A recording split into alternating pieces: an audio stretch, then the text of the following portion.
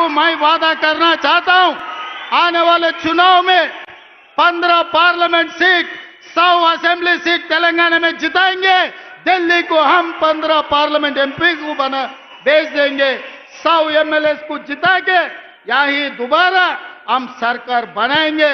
आपके जिम्मेदारी सोनिया जी को, राहुल गांधी जी को, प्रियंका जी को, केसी वेणुगोपाल जी को आप यहां पर लेकर आना। सरकार जिताने का जिम्मेदारी हमारे भाइयों का। हमारा 100 एमएलए से एक भी कम पड़ा मुझे पूछना, 100 से एक भी कम नहीं होने दूंगा, ये मेरा वादा है।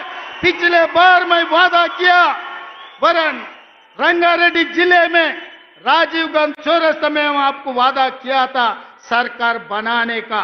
सितंबर 17, 2023 उस दिन सोनिया जी को, आपको, हमारे कार्यकर्ता, हमारे भाई लोग आपको वादा किया 2023 दिसंबर में कांग्रेस सरकार बनाने का।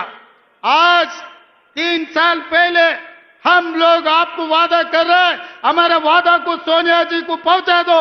आने वाले चुनाव में 100 एमएलए को जिताएंगे, सरकार बनाएंगे। 15 पार्लियामेंट मेंबर्स को हम दिल्ली भेज देंगे। आप दिल्ली में सरकार बनाओ, हमारे तरफ से हम लोग मेहनत करेंगे। ये हमारे वादा है। सही है ना? तैयार है?